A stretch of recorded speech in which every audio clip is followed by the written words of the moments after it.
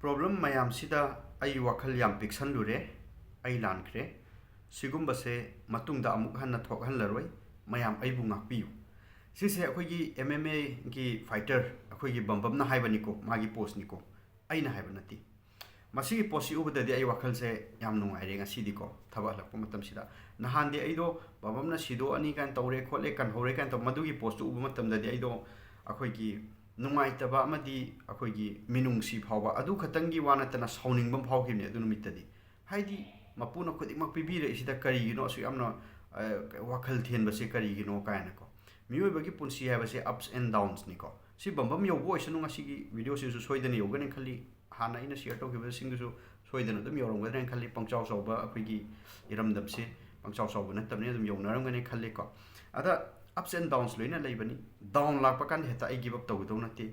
akhoi isana ko give up tawdri phoba ai to e ngamaroi maithi re na haidri phoba akhoi se any film da kaigumba amada akhoi se maithi ba mi amoina consider tawroi adu isana ngamaroi na to aba ai tari maithi ba da chinge natra khoina give up tawdri phodi maithi ba da chingdi sima leire ko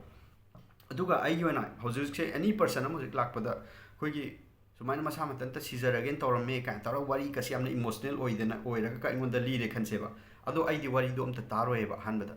हाय मागी step तो लाले ना हानबदा हायरने I answer fix ने को माई step तो लाले मा ओइनिंगबा मरम ओइसनो फन्यामना नुंगाइबो ओइसनो नुंगाइतबो ओइसनो माना लौखलिबा स्टेप से लाले हायबसे आई हानबा आंसर ने मागी प्रॉब्लम मैम दुदि कोना खनबि स्टेप तो लाले सिम आंसर लेरे को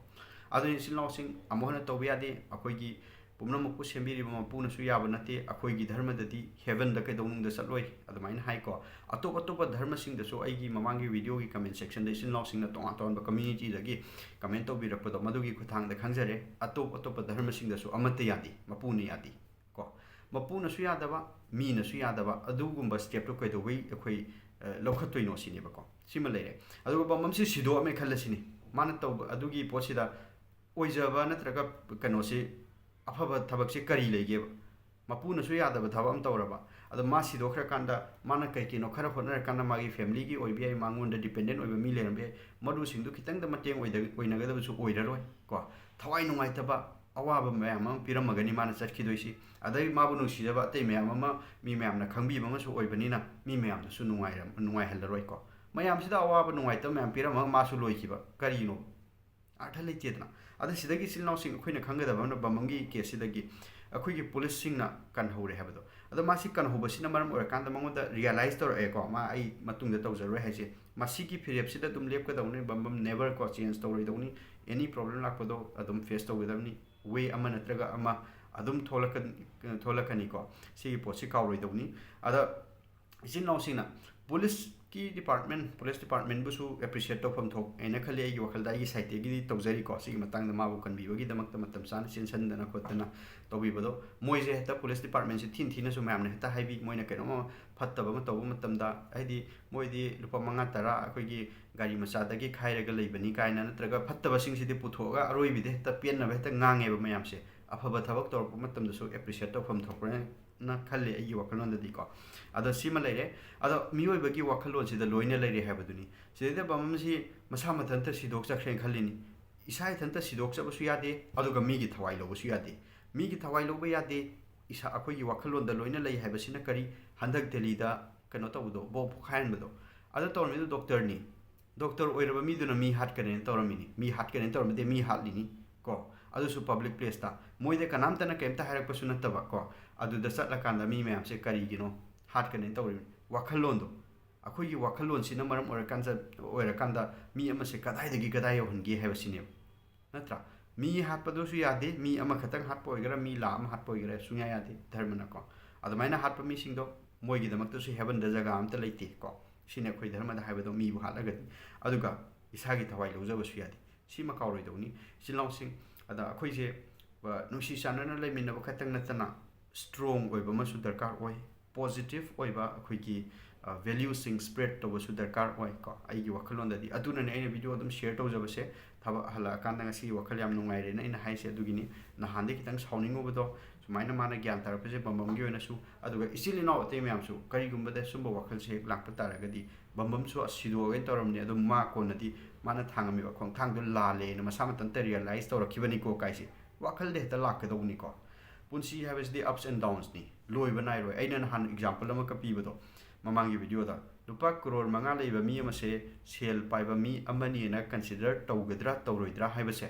magi wakhalon du gi makha pole wakhalon sida loi leire private jet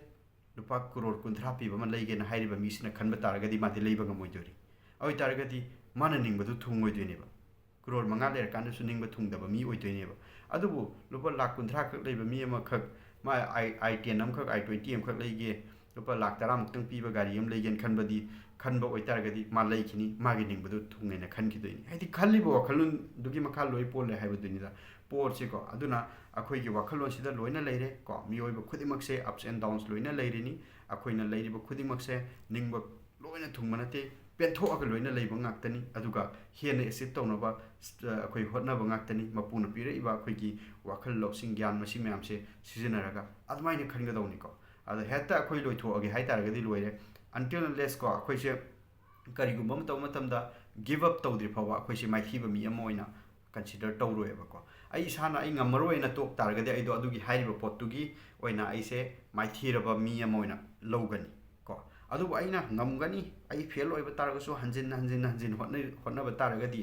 aina give up tawdri phaw ai na tokri phawdi maithiraba mi ama oina kaidongda consider tawroeba aduna punsi da su chamani bambam na side tawrise ma kayumba sido ama ba ma maithiraba mi ama oina oiram doini adu hojik halak pase adu kimatik phare hojikti maithiraba mi ama oina kauraroi ma ngaktang wakhal se kano magi balance to puba ngamudre wakhal yamna nuai tabana maram oira kanda maduni henman khibana maram oira kanda ko ada hojik gyan tar amina maithiba mi ama natre bambam hena mai pak po oira pa ko adu oibo isanu kanno hona gadamni anything whatever nang to wok ngamba any field da MMA khatangi natana punsi gi ona tongan tonba ways me ama mudum laksagani hot po naragani ko problem phanam reiba taraga madu adum solve tawna bagi lambi ama natraga ama lakani haibasini bamam khatangi wanate khoi singlong le mineraba mayam pumna makine ina haijari se ko thank you everyone